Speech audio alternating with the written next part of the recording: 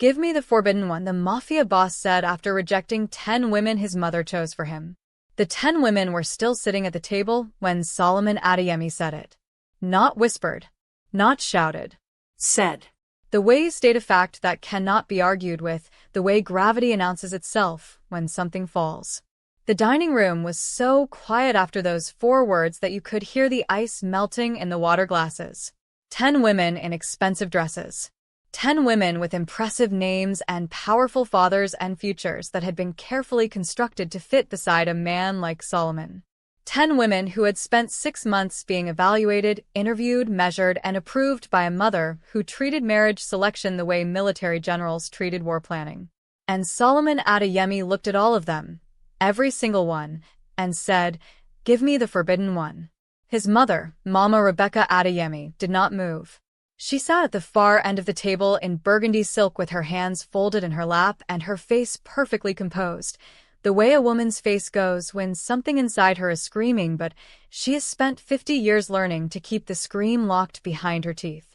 Her pearl necklace rose and fell with one long breath. Then she said, very quietly, "What did you just say?" Solomon did not repeat himself. He never repeated himself. He turned from the table, straightened his cuff, and walked out of the room. And that was when every woman at that table understood that the most dangerous thing in that house was not the rumors about Solomon Adeyemi's business, not the men who stood at every door with their hands folded and their eyes moving, not the locked rooms in the West Wing that no staff member ever spoke about. The most dangerous thing in that house was a man who knew exactly what he wanted and had zero interest in what anyone thought about it. But here is what none of them knew. Here is the part that would have changed everything if any of them had known it before they drove to that estate in their expensive cars and put on their expensive dresses and smiled their carefully practiced smiles. The forbidden one was already in the house. She had been there for 7 months. And she had no idea that a man like Solomon Adeyemi had noticed her at all. If you are new here, welcome. This channel is where stories live. Hit that subscribe button right now. Tap the bell so you never miss a story, and drop your country in the comments because we want to know where in the world you are watching from. Now let us go back to the beginning because this story did not start tonight.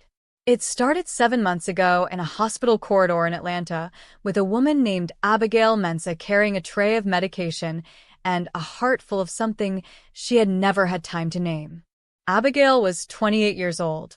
She was Nigerian-American, born in Lagos, raised in Atlanta after her mother brought her to the United States at age 6 with 2 suitcases and a faith so strong it was practically a third piece of luggage. Her mother, Grace Mensah, had cleaned offices and braided hair and worked double shifts for 11 years so that Abigail could go to school. Abigail had studied nursing with the kind of focus that comes from watching someone sacrifice everything for your future. She graduated. She worked 3 years in a public hospital in Atlanta. She was good at her job in the way that some people are good at breathing, naturally, without thinking because it was simply what her hands knew how to do. 7 months ago, a staffing agency called her with an offer. Private nursing. Live-in position. An elderly patient in a large estate in Virginia. The pay was 4 times what she made at the hospital. The agency representative said her name had come up through their database. Abigail asked 3 questions, got 3 reasonable answers, and packed a bag. She did not know whose house she was going to. She did not know whose father she would be caring for. She found out when the car turned through the iron gates, and she saw the size of what she was driving into. By then, it felt too late to ask better questions. The patient was Chief Isaac Adeyemi, 79 years old. Liver complications, and a heart that was slowing down the way old engines slow down, not crashing, just gradually losing the urgency it once had.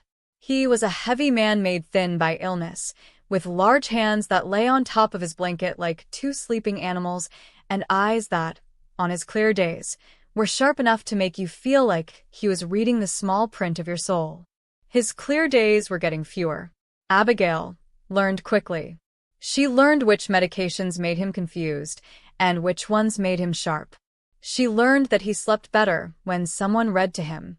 She learned that he liked the Psalms, not because he was particularly religious in the formal sense, but because, as he told her one evening when his mind was clear and the room was quiet, The psalm sounded like someone was being honest with God. Not polite. Honest. And he had spent 60 years being polite to everyone and was tired of it. She started reading to him every night. Psalm 23 first, because everyone knows Psalm 23. Then Psalm 91, because he asked for it specifically. Then she started at the beginning and read forward, and he would murmur, and sometimes fall asleep, and sometimes lie there with his eyes open, listening like the words were water, and he was thirsty. She did not know that his son stood in the corridor outside the room on 3 separate occasions and listened to her read without announcing himself. She did not know that Solomon Adeyemi, a man who had not been moved by anything in a very long time, stood in the dark hallway outside his dying father's room and felt something shift in him that he did not have a name for yet. She was not trying to be noticed. That was the thing. In a house full of people performing for an audience, Abigail Mensah moved through rooms the way light moves through water, present, purposeful, completely uninterested in the reflections she was creating. Mama Rebecca noticed her. Not with warmth. With the precise attention of a woman who notices everything that might become a problem before it announces itself as one. She saw the way her husband's face changed when Abigail entered the room. She saw the way his breathing steadied when Abigail read to him. She saw the way he held Abigail's hand when the medication made him frightened, the gentle, desperate grip of an old man who trusted the person holding his hand more than he trusted anyone else in the building. Mama Rebecca said nothing. Yet. She had more important things to arrange first. Specifically, she had 10 women to select, interview, approve, and seat at a dinner table for a son who had been refusing to marry for 4 years. Solomon was 39. He ran the Adeyemi business interests with a coldness and a precision that had expanded what his father built into something his father could not have imagined. Ports, shipping, logistics contracts that stretched from Lagos to London. A network of relationships that operated on loyalty and fear in proportions that varied depending on who you were and what you wanted. He was not a man who explained himself. He was not a man who needed to. He moved through the world like a weather system, and people either got out of the way or got wet. His mother's argument for marriage was simple. A man in his position needed a partner who understood his position. Someone who could stand beside him at events, manage the social architecture of their world, represent the family name with intelligence and grace. Someone whose own family brought something to the table. It was not about love. Mama Rebecca did not say that word when she was being businesslike. It was about structure, legacy, protection. Solomon listened to this argument 3 times over 2 years. The 3rd time, he told his mother to choose whoever she wanted, and he would come to dinner. What happened after dinner was not a conversation he was willing to have in advance. So Mama Rebecca chose. 6 months. 10 women. Each one a careful selection. Miriam Okafor, a surgeon. Deborah Afolabi, a legal scholar. Esther Kruma, who spoke 4 languages and had connections in the Korean embassy. Lydia Boateng, Rachel Ease, Naomi Asante, Hannah Dyke, Judith Owusu, Priscilla Adu, and Leah Okonkwo.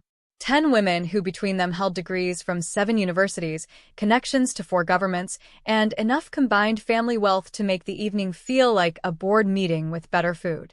The dinner was on a Tuesday. The table was mahogany. The chandelier was Venetian glass. The food was prepared by a chef who had worked in 2 Michelin-starred restaurants. Mama Rebecca sat at one end in her burgundy silk and her pearls and her expression that said, "This will go the way I have planned it."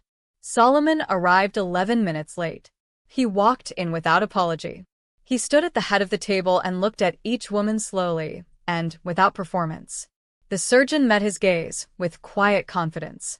The legal scholar offered a smile calibrated to signal intelligence rather than eagerness.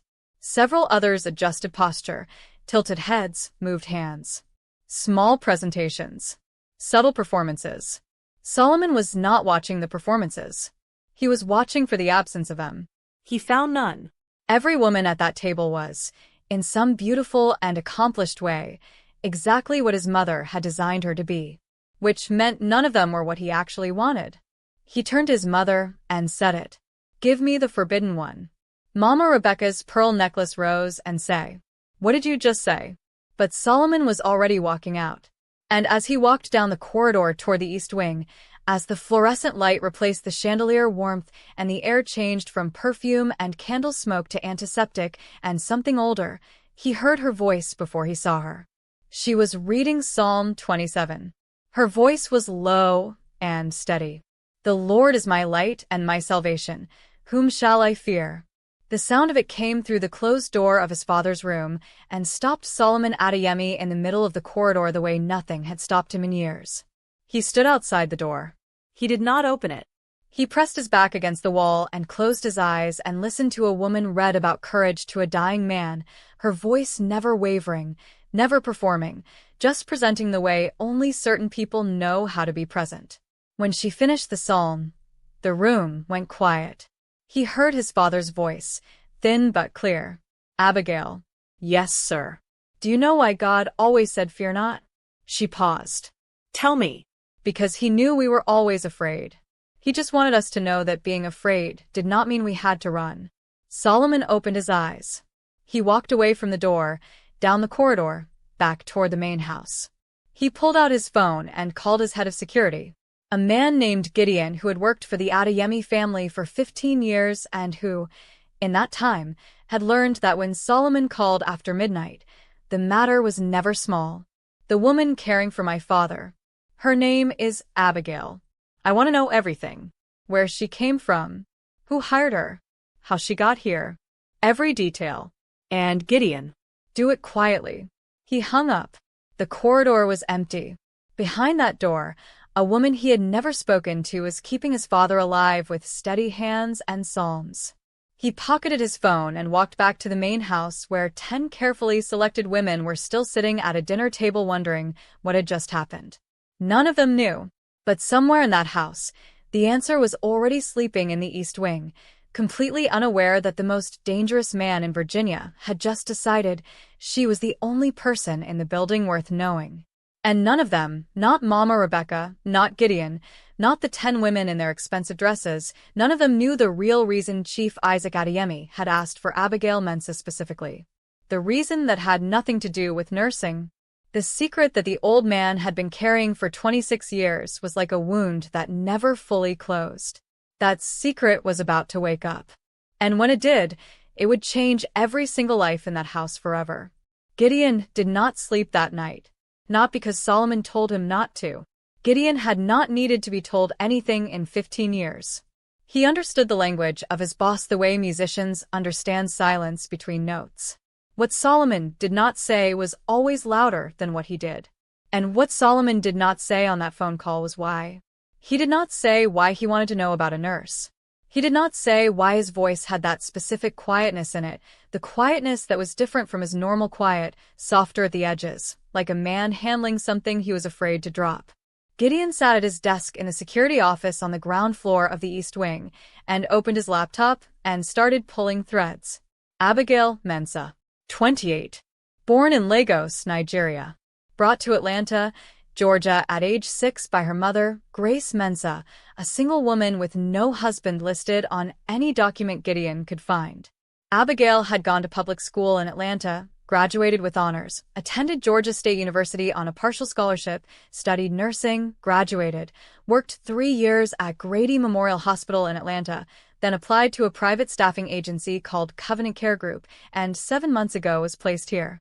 Clean record. Not even a parking ticket. No debt beyond a small student loan she was paying back $20 at a time.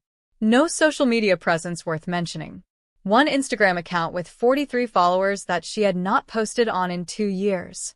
The last post was a photograph of her mother Grace sitting in a church pew, eyes closed, hands raised, face turned upward with an expression that looked like the purest thing Gideon had seen on a screen in years. He stared at that photograph for longer than he needed to. Then, he went back to the staffing agency. Covenant Care Group. Registered in Georgia. 4 years old. Small operation. 15 active placements across the Southeast.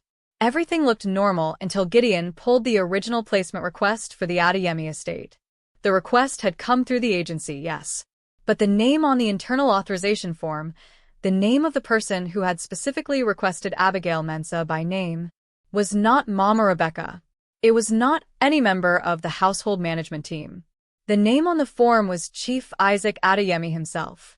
Gideon sat back in his chair and read the name 3 times. The old man. The man who had not left his bed in 14 months. The man whose lucid windows were shrinking every week. That man had somehow, at some point in the last 8 months, contacted a staffing agency in Atlanta and asked for one specific woman by name. Gideon closed his laptop.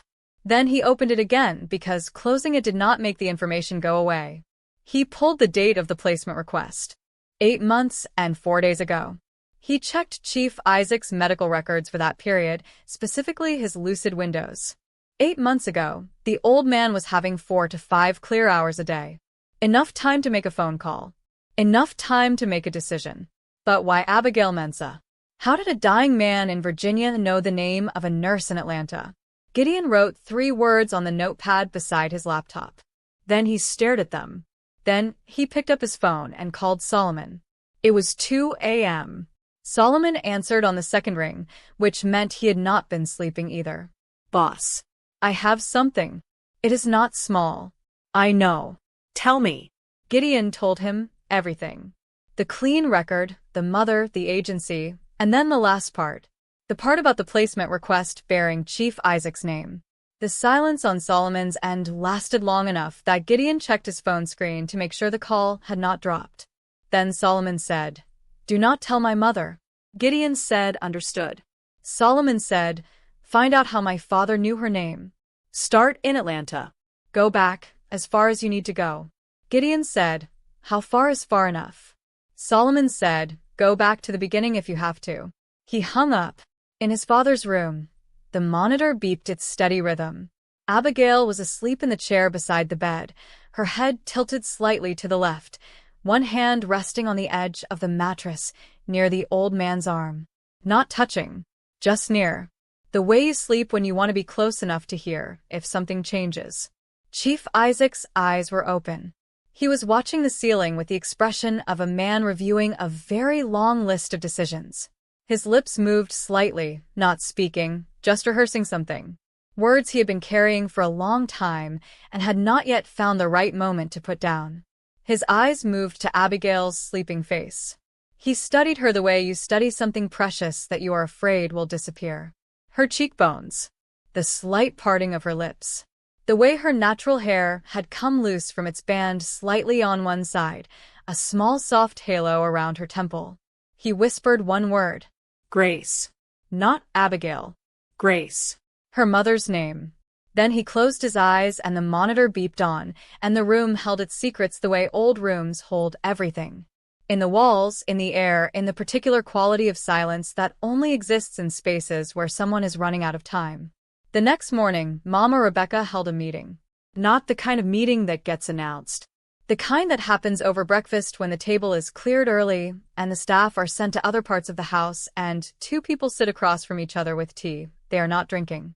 She had invited a woman named Jezebel Coker. Now before you make a face at that name, understand something. Jezebel Coker had been given that name by a mother with a dark sense of humor, and she had spent 41 years making it fit. She was tall, angular, always dressed in something that cost too much and said so without apology. She was a fixer. That was the polite word. She found problems and made them disappear, not with violence, with information. With pressure applied in the right places at the right time. She had been useful to the Adeyemi family on 3 separate occasions over the past decade, and each time, she had solved things that looked unsolvable. Mama Rebecca poured tea she was not going to drink and said, "I have a situation." Jezebel crossed her legs and said, "You always do. Tell me about the girl." So Mama Rebecca told her. The nurse. The placement. The way her son had looked at that woman's door last night. The 4 words he had said at the dinner table. "Give me the forbidden one." She said it without flinching because Rebecca Adeyemi had not flinched in 30 years, and she was not about to start at her own breakfast table. Jezebel listened with the stillness of a woman whose job required her to hear everything without reacting to any of it. When Mama Rebecca finished, Jezebel said, "What do you want?" Mama Rebecca said, "I want her gone before my son does something that cannot be undone." Jezebel said. Gone how? Mama Rebecca looked at her tea. Quietly. Without blame. Without a scene. She leaves on her own because she decides she wants to. I do not want her pushed. I want her to choose to go. Jezebel nodded slowly. That is harder than pushing. Mama Rebecca said, I know. That is why I called you instead of someone else. Jezebel stood, picked up her bag, and said she would need 2 weeks. Mama Rebecca said, You have one. What neither of them knew was that in the East Wing, Abigail had woken up 20 minutes earlier to Chief Isaac's hand on her wrist. Not an emergency grip. Deliberate. Gentle. She had looked at him and found his eyes clear, that particular Riverstone clarity that only came sometimes and never stayed long. He had looked at her face for a long time. Then he said, Your mother. Did she ever tell you about the night she spent in Abuja? Abigail went very still. She said, My mother never talked about Abuja. She said she was never there. The old man's grip tightened slightly. He said she was there. February, 26 years ago. She was there, because of me. Abigail's heart knocked against her ribs once. Hard. Like something trying to get out. She said, Chief, what are you telling me? But his eyes were already drifting. The window was closing. She could see it, the focus softening, the jaw relaxing, the tide pulling him back under. She reached for his hand. Chief, please, stay with me. What happened in Abuja? His lips moved. 2 words she had to lean close to hear. Ask Gideon. Then he was gone again, back into the fog, breathing slow and deep, the monitor beeping steady, the room holding everything it always held. Abigail sat back in her chair. Her hands were shaking. She pressed them flat against her thighs the way you do when you need your body to hold still so your mind can catch up. Her mother had told her she had never been to Abuja. Her mother, Grace Mensah, who went to church every Sunday and braided hair on Saturdays and had raised Abigail alone without ever once speaking about the man who was not on any of Abigail's documents where a father's name was supposed to be. Ask Gideon. Abigail looked at the door. Then she looked at the old man sleeping. Then she looked at her own hands, still trembling slightly against her thighs. Outside in the corridor, footsteps. She recognized them. Not the heavy measured steps of the security team. Not the quick efficient steps of the housekeeping staff. These were different. Slower. Deliberate. The steps of a man who owned every floor he walked on. Solomon. He stopped outside the door. She could see the shadow of his feet in the gap beneath it. He stood there for a moment, then knocked once, soft, and opened the door without waiting for an answer because in his own house Solomon Adeyemi did not wait for answers. He looked at her face immediately. Something about what he saw made him step fully inside and close the door behind him. He said, What happened? She looked at him, and for 1 second she thought about saying nothing, the way she always said nothing, the way she had spent 28 years saying nothing to people who looked at her like she might be more trouble than she was worth.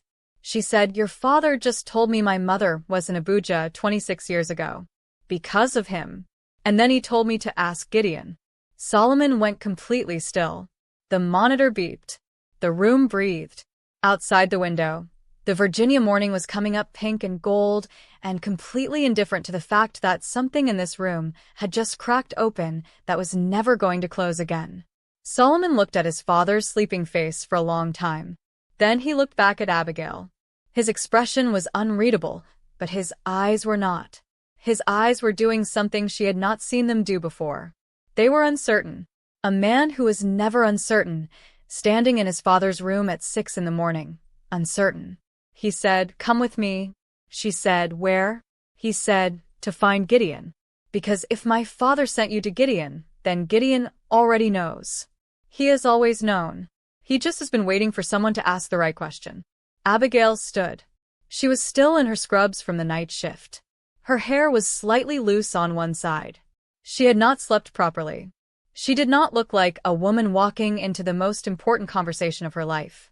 But she walked out of that room beside Solomon Adeyemi and down the corridor toward whatever Gideon was holding, and behind them the monitor beeped steady, and the old man slept, and the house that had been full of secrets for 26 years held its breath one final time before everything came spilling out. Gideon was already awake when they found him. He was sitting at the small table in the security office with a mug of tea he had not touched and a folder in front of him that he had clearly been staring at for some time. When the door opened and he saw Solomon walk in followed by Abigail, something moved across his face. Not surprising. The opposite of surprise. The expression of a man who has been waiting for a moment for so long that when it finally arrives, his body recognizes it before his mind does. He stood. He looked at Abigail first, then at Solomon. Then he sat back down and put both hands flat on the folder the way you put your hands on something you are about to give away and cannot take back. Solomon closed the door. He said, "She asked me." Gideon nodded slowly. He said, "I know. I heard him tell her last night." The monitor in the old man's room was connected to the security feed. Not the camera, just the audio alert system in case of emergencies. Gideon had heard everything. Solomon pulled out a chair and sat across from Gideon. Abigail remained standing. Her arms were crossed over her chest, not defensively, the way you hold yourself together when you can feel something large coming toward you and you are not sure your body is ready for the impact. She said, "Tell me about my mother and Abuja." Gideon opened the folder. He did not read from it. He already knew every word. He had read it so many times over the past 7 months that the pages had softened at the corners from handling.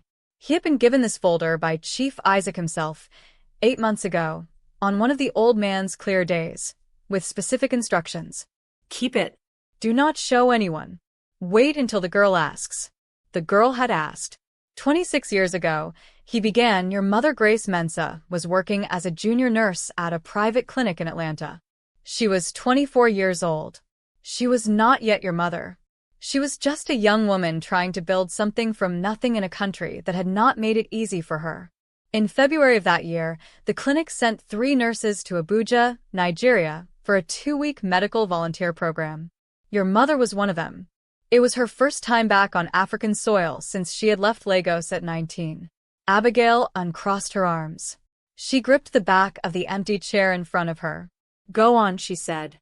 Chief Isaac was in Abuja that same week. He was there for business, the kind of business that in those days required him to be in certain rooms at certain hours with certain people, and to leave those rooms quickly when the wrong people arrived. On the 3rd night of your mother's volunteer posting, there was a shooting outside the hotel where the medical team was staying. Not a random shooting. Targeted. 2 men were killed. A 3rd man made it to the entrance of the hotel lobby before he collapsed. Gideon paused. He picked up his mug, remembered the tea was cold, put it down. Your mother was in the lobby. She had come downstairs for water because she could not sleep. She was the only medical person present. She did not know who the man was. She did not ask. She saw a human being bleeding on the floor of a hotel lobby, and she did what her hands knew how to do. She kept him alive for 31 minutes until the private doctor arrived.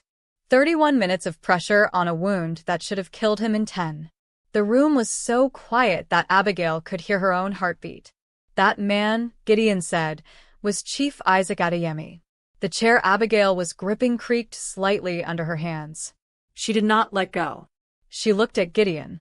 She looked at Solomon. Solomon was watching her with an expression she could not fully read, something careful and pained and very focused, like a man watching someone walk across ice and willing the ice to hold. She said, "My mother never told me any of this." Gideon said, "She would not have. Because what came after was not a simple story. Chief Isaac survived. He tried to find your mother to repay the debt. She had already left Abuja and returned to Atlanta. He tracked her down through the clinic. He found her. He went to Atlanta." Abigail's grip on the chair tightened. "They spent 4 days together," Gideon said simply. He did not elaborate. He did not need to. The math of what came next was not complicated. Your mother told him she was pregnant 7 months later. She sent a letter to an address he had given her. He never received it. He had moved operations by then, different address, different structure. The letter went nowhere. Solomon stood up from his chair. He walked to the window with his back to the room, hands in his pockets, and stood very still. Abigail said, "So, Chief Isaac." She stopped. Started again. Her voice was doing something she was not fully in control of, a slight tremor at the edges, like a note held too long. She said, "He is my father." Gideon did not answer immediately. He looked at the folder. Then he looked at her. Then he said, "Yes." The word landed the way large things land. Without drama. Without decoration. Just weight. Pure, undeniable, restructuring weight. Abigail let go of the chair and sat down in it because her legs had made the decision before she did. She sat and she looked at the wall and she breathed, and the room gave her a moment to do that. Even Gideon and Solomon, both of whom understood that some moments required silence the way wounds required pressure, just steady, consistent, patient silence. Then Solomon turned from the window. His face was granite, but his eyes were something else entirely. He was looking at Abigail with an expression that contained too many things at once, something that looked like it was being taken apart and rebuilt at the same time. She was his father's daughter. The woman he had told his mother to give him was his father's daughter. The forbidden one was not forbidden because of class or status or his mother's disapproval. She was forbidden because she was family. Or was she? He said, "Gideon." The folder. "Is there anything else?" Gideon hesitated. That hesitation was small, barely a second, but Solomon had spent 15 years reading Gideon's silences, and he felt that 1 second pause like a stone dropped in still water. He said, "Gideon, what else?" Gideon reached into the back of the folder and removed a single sheet of paper. It was a laboratory document. He placed it on the table facing Solomon. A DNA analysis. Commissioned privately 8 months ago by Chief Isaac Adeyemi. 2 samples. One labeled Chief I, Adeyemi. One labeled Grace M, Child A. Solomon read the results. Then he read them again. Then he put the paper down very carefully, the way you put down something that has just changed everything, and he looked at Abigail. She was watching him. Her eyes were red, but dry, the way eyes go when the tears are present but the person is too stunned to actually cry. She had not seen the paper yet. She was reading his face instead, and whatever she saw there told her the paper was important. She said, "What does it say?" Solomon said nothing for a moment. The monitor in the east wing beeped faintly through the walls. The house was waking up around them, kitchen sounds beginning, a door somewhere opening and closing. The normal machinery of a large household starts its morning, completely unaware that in this small room, a woman had just found her father and lost her footing simultaneously. Solomon picked up the paper and held it toward her. She took it. She read it. She read it twice. Then she placed it back on the table with both hands and stared at it. The results were positive. Chief Isaac Adeyemi was her biological father. But there was a second note at the bottom of the document, handwritten by Chief Isaac himself in the shaking ink of a man whose medication trembled his hands. It said, "She is mine. But she is not Solomon's blood. Different mothers. No shared DNA between siblings. I checked. I needed to know before I brought her here.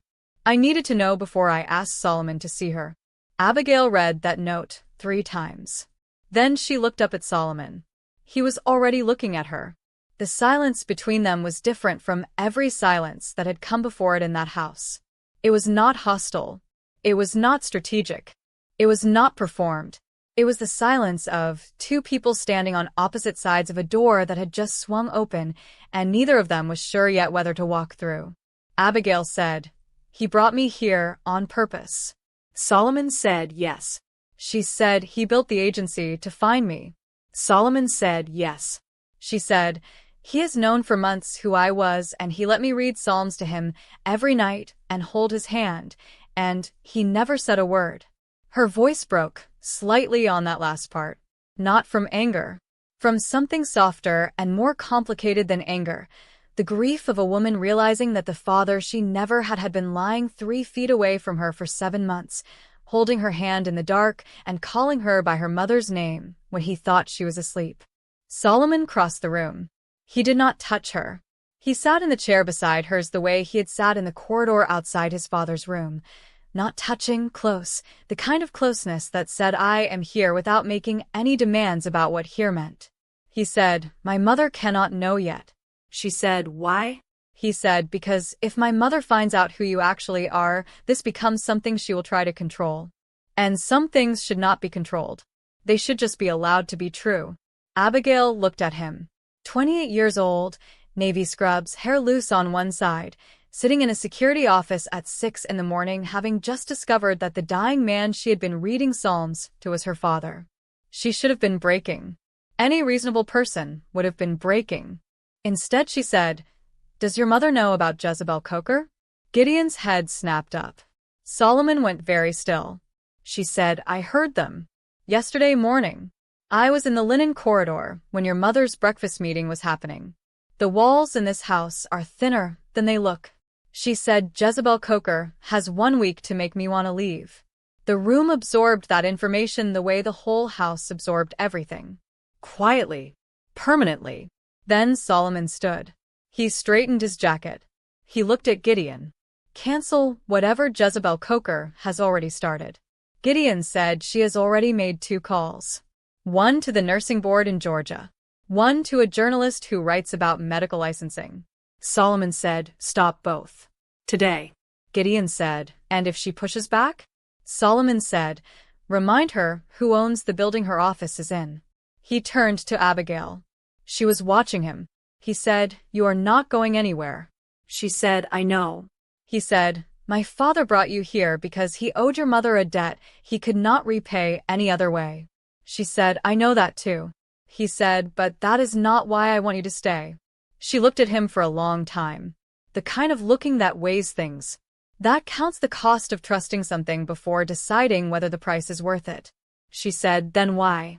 He said, "Because you are the only person in this house who moves through rooms without wanting something from them. And I have spent 39 years surrounded by people who want things, and I am very tired." The monitor beeped. The morning light came through the small window of the security office in one clean stripe across the floor. Gideon quietly picked up his phone and began making calls. And in the East Wing, Chief Isaac Adeyemi opened his eyes. He looked at the empty chair beside his bed where Abigail always sat. He looked at the door. He looked at the photograph on his nightstand, the one he kept face down whenever Mama Rebecca visited, a photograph of a young woman in a clinic uniform, Lagos Airport in the background, smiling the smile of someone who did not yet know how the story was going to go. He touched the frame with one thin finger. He said, "I found her, Grace. I kept my promise." Then somewhere in the main house, a door opened. And the voice that came through it was the one voice in the building that could change the temperature of every room it entered. Mama Rebecca. And she was not heading to the breakfast room. She was heading to the East Wing. And from the look on her face when she passed the kitchen camera that Gideon was watching on his phone screen, she already knew something. Not everything, but enough. Enough to make her walk the way she walked when she had decided something, chin forward, pearls straight, the walk of a woman who had built this house brick by brick and had not spent 40 years doing it to watch it be taken apart by a secret her dying husband had been keeping in the room at the end of the hall. Gideon looked at Solomon. Solomon looked at the screen. Then he looked at Abigail. He said, "It is time." She stood up and straightened her scrubs and pulled her hair back into its puff with both hands, the same way she had done every morning for 7 months in a house that had never fully let her in. But this morning was different. This morning she was not walking toward that room as the nurse. She was not walking as the staff member. She was not walking as the woman nobody had chosen or wanted or thought to protect. She was walking as Chief Isaac Adeyemi's daughter. And that changed every single step. Mama Rebecca walked like the house owed her an apology. Every step down that corridor was deliberate, measured. The kind of walk that had silenced rooms for 40 years, that had made grown men straighten their ties and grown women reconsider their sentences before finishing them. Her burgundy house robe was tied at the waist with military precision. Her pearls were already on, because Rebecca Adeyemi did not face battles without her armor, even at 6:30 in the morning. Her face was set in the expression she reserved for moments when she had decided the time for patience was finished. She had woken up at 5:45 to a phone call. Not from Jezebel. Not from Gideon. From her cousin Miriam, a woman who knew things before they happened because she had spent 60 years putting herself in rooms where things were decided. Miriam had said 4 sentences.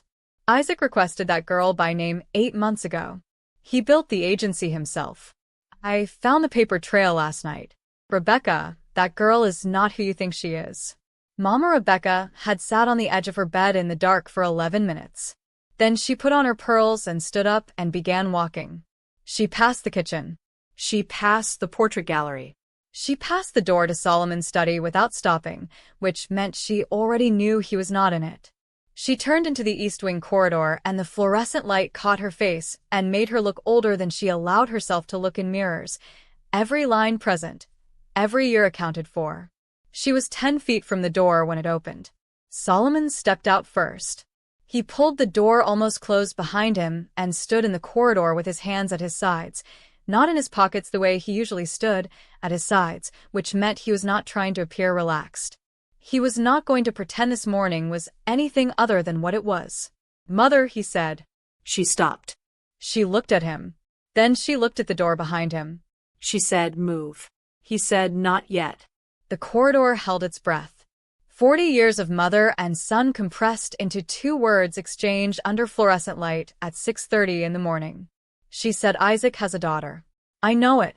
I have known something was wrong since the day that girl arrived and your father smiled for the first time in 8 months. I told myself it was nursing. I told myself it was the Psalms. I told myself a dying man was simply grateful for kindness. But kindness does not make a man keep a photograph face down on his nightstand for 7 months. Love does. Guilt does." She paused. "Move, Solomon." He looked at his mother for a long moment. Then he stepped aside. She opened the door. The room was quiet. The monitor beeped its steady rhythm. Chief Isaac was propped slightly upright against his pillows, his eyes open, clear, the riverstone clarity that came rarely now and never lasted. He had known she was coming. Gideon had sent a quiet alert to Solomon's phone, and Solomon had told his father with 2 words through the door before stepping out. "She knows." Chief Isaac had nodded and straightened himself against the pillows and folded his hands on top of the blanket. Preparing. Abigail was standing on the far side of the bed. She had not hidden. She had not moved to the corner or stepped back or made herself smaller the way the house had been trying to make her smaller for months. She stood beside the bed where she always stood, her hands at her sides, her chin level, her eyes moving from Mama Rebecca's face to Chief Isaac's and back again with the calm of a woman who had decided somewhere between the security office and this room that she was finished being afraid. Mama Rebecca walked to the foot of the bed. She looked at her husband. 41 years of marriage stood between them in that room. 41 years of building and sacrificing and performing and protecting, and she looked at him the way you look at someone you love and are furious with simultaneously, with the full complicated weight of both things at once. She said, "Isaac." "How long?" He said, 26 years. She closed her eyes. "I opened them." Said, "You kept this for 26 years. He said, "I kept it because I knew what you would do with it." She said, "And what would I have done?" He said, "You would have protected the family name." She said, "Yes." He said, "And in protecting the family name you would have buried a debt I owed to a woman who saved my life with her bare hands and asked for nothing. And I could not let that happen. Not again. Not twice." Mama Rebecca's jaw tightened. She said, "You did not trust me." He said, "I trusted you completely. That is why I could not tell you." The sentence landed in the room and nobody moved for a moment. Because everyone present understood what it meant. He knew her. He knew exactly who she was and what she would have done, and he had loved her enough and known her well enough to carry the secret alone rather than put her in the position of having to choose between her husband's debt and her family's reputation. Mama Rebecca turned her eyes to Abigail. Abigail did not flinch. She had spent 28 years being looked at by people who were deciding what category to put her in. She was finished waiting for the verdict. She said, "Mama Rebecca, I did not come here knowing any of this. I came here because a staffing agency called me and offered me a position, and I needed the work. Everything I have learned about who I am and why I am here, I learned in the last 12 hours. I did not choose to be born. I did not choose who my father is. And I did not choose to walk into the middle of your family. But I am here. And your husband is my father. And I will not apologize for either of those things because neither of them is something I did. They are simply something that is true. The room was so quiet after that speech that the monitor beeping sounded loud. Mama Rebecca stared at her. 1 second. 2, 3. Her pearls rose and fell with one long, controlled breath. And then something happened that Solomon had not seen happen in 39 years of living in his mother's house. Her composure cracked. Not dramatically. Not with tears or raised voices, or any of the performances Mama Rebecca had spent her whole life refusing. It cracked the way good china cracks a single clean line from one edge to the other, and through that line came something real, something unguarded, something that looked startlingly like pain. She said, "He called you his daughter. In the dark when he thought no one was listening. I heard from him once 3 months ago. I was walking past the door. I heard him say my daughter is here, and I thought he was confused, that the medication had taken him somewhere else." She stopped. Her voice had changed, stripped of its performance the way a stage is stripped after the show ends, just the bare boards underneath. "I knew then. I just did not want to know." Chief Isaac reached his hand toward her from the bed. Thin hand, liver spots, the map of an old life written across the skin. He said, "Rebecca." She looked at his hand for a long time. Then she walked to his side of the bed and sat in the chair that was usually Abigail's chair, and she took his hand in both of hers, and she said nothing for a while. She just sat there holding the hand of a man who had kept the most important secret of their marriage for 26 years and loved her enough to do it alone. Solomon stood in the doorway watching his parents. He had not moved since his mother walked past him. He was watching the woman who had built the Adeyemi household with pure force will sit beside her dying husband and choose, in real time, something more complicated than anger. He was watching her choose to stay, to hold the hand, to be present in the broken thing rather than walk away from it. He looked across the bed at Abigail. She was watching Mama Rebecca with an expression that undid him slightly. Not triumph, not satisfied. Something quieter and more decent than either of those things. She looked like a woman witnessing something sacred and knowing enough to be still in the presence of it. Then Chief Isaac said, "Solomon, Come in." stop standing in doorways." Solomon almost smiled. He stepped fully into the room for the first time that morning and stood at the foot of his father's bed. The 4 of them.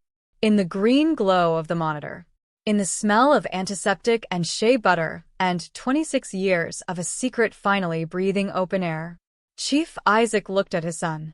He said, "I brought her here because her mother saved my life, and I owed a debt I could never repay with money." He paused for breath.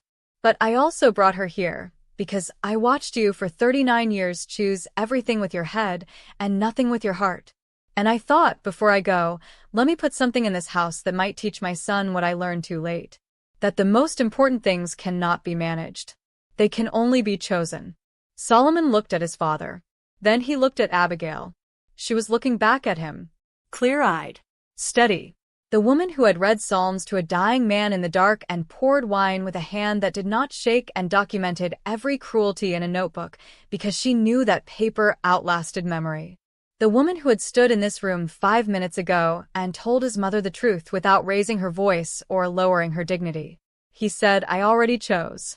She said, "I know." "I chose too. I just needed to make sure you knew what you were choosing. That it was not the debt. That it was not your father's guilt or your mother's resistance or the drama of this house." She paused. "I needed it to be me. Just me." He said, "It is you. It has only ever been you. Since the corridor. Since the medication bottle. Since I stood outside that door and heard you tell my father that being afraid does not mean you have to run." Mama Rebecca's head turned slightly at those words. She looked at Abigail. Something moved through her expression, slow and reluctant and real. Not warmth. Not yet. Warmth would take time, and time was something Mama Rebecca would have to choose to give. But recognition. The recognition of a woman seeing another woman clearly for the first time and finding, against every expectation, that what she saw was not a threat. It was someone worth knowing. She did not say that. She was not ready to say that. Instead, she turned back to her husband, and she said, "You should have told me." He said, "Yes." She said, "I am angry with you." He said, "I know." She said, I am going to be angry with you for a long time. He said, I have time. She squeezed his hand. He almost smiled. She almost smiled back. Then the monitor beeped differently. One long note that changed rhythm. Abigail moved before anyone else processed what was happening.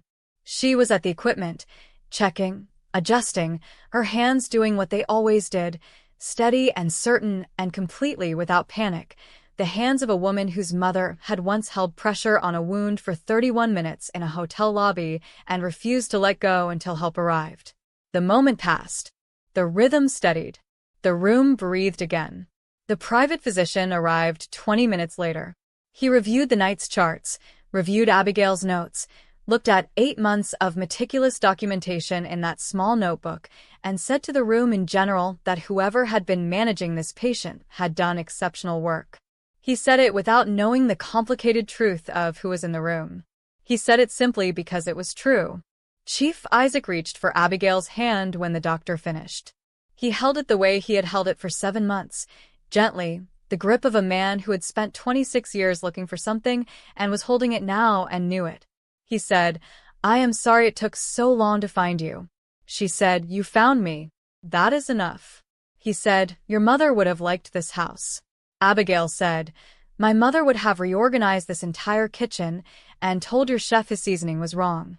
He laughed, the real laugh, the one that cost him breath and didn't care. Mama Rebecca heard that laugh and something in her face softened by exactly 1 degree. 1 degree was a beginning. 3 weeks later, the family attorney arrived with a revised document that Chief Isaac had apparently been preparing for months. A trust. A legal acknowledgement. A name added to a family record that had been incomplete for 26 years. The attorney read it with the flat, careful voice of a man who had spent 30 years reading documents that changed people's lives. When he finished, the room was quiet for a long time. Jezebel Coker returned her retainer fee without being asked. Gideon accepted it without comment and filed it in a folder he labeled closed. Solomon never went back to that dinner table. The 10 women returned to their impressive lives and their powerful fathers and their futures that had always been larger than one man's choice. None of them were diminished by what happened. They simply continued, the way impressive people continue, forward into their own stories. And in the East Wing, on a Tuesday evening when the Virginia light came through the window in long gold bars and the monitor beeped its steady rhythm, Solomon sat in the chair beside his father's bed. Abigail sat in her chair on the other side. Chief Isaac lay between them with his eyes closed and his hands still and his breathing slow and even. She was reading Psalm 91. He that dwelleth in the secret place of the Most High shall abide under the shadow of the Almighty. Solomon watched her read. He watched the way her lips moved slightly on certain words. The way her free hand rested near his father's arm, not touching, just near, available, the way you stay near something you are committed to without needing to grip it. He thought about corridors and medication bottles and the specific warmth of fingers brushing in fluorescent light. He thought about a woman who had walked into a house full of secrets and read psalms in the dark and documented every cruelty and refused to run. He thought about his father's voice saying, I thought, before I go, let me put something in this house that might teach my son what I learned too late. Abigail looked up and found him watching her. She did not look away. Neither did he. The monitor beeped. The old man breathed. The gold light moved across the floor. She said, You're staring. He said, I know. She said, It is distracting. He said, Good. She looked back at her book, but her dimples appeared, both of them, deep and sudden, the parentheses around a smile she was not trying to hide. He sat back in his chair, and for the first time in a very long time, Solomon Adeyemi felt the specific peace of a man who has stopped managing everything and simply allowed himself to be somewhere, completely, without exit strategy, without armor, without the careful distance he had kept between himself and anything that mattered. He was in a room that smelled like antiseptic and shea butter and old books. His father was breathing beside him. The woman he had chosen was reading about protection and shelter in a voice that made the words feel like they were meant for this exact room. Outside the window, Virginia was golden and quiet. The estate sat in the last of the evening light, every room holding its history, every corridor carrying the echo of what had passed through it, the secrets and the silences and the small brave moments that nobody witnessed, but that changed everything anyway. In a drawer in the East Wing, a notebook full of careful observations sat closed now, its work finished. Beside it, a photograph of a woman named Grace Mensah, young and tired and beautiful, standing in a hotel lobby in Abuja with her whole life still ahead of her, looking at the camera with eyes that her daughter had inherited completely. Grace had saved a man's life with her bare hands and asked for nothing. Her daughter had walked into that man's house 26 years later and saved it again. Not with her hands this time. With her presence. With her refusal to disappear. With the particular kind of courage that looks like stillness from the outside but is actually the hardest thing in the world, choosing to stay when every force around you is designed to make you go. The monitor beeped. Steady. Alive. Chief Isaac Adeyemi smiled in his sleep. He had paid the debt. He had found the girl. He had put the right people in the same room and trusted that what happened next was larger than anything he could have arranged. He had been right. He was always right about the things that mattered. The end of part 1. If this story moved you, if it made you feel something real, please subscribe to this channel to support our growth. Share this story with someone who needs to hear it today. Drop your country in the comments and tell us which moment hit you the hardest. We read every single one. And if you want more stories like this, tap the bell right now so you never miss what comes next. Thank you for watching. Thank you for staying until the end. That means everything.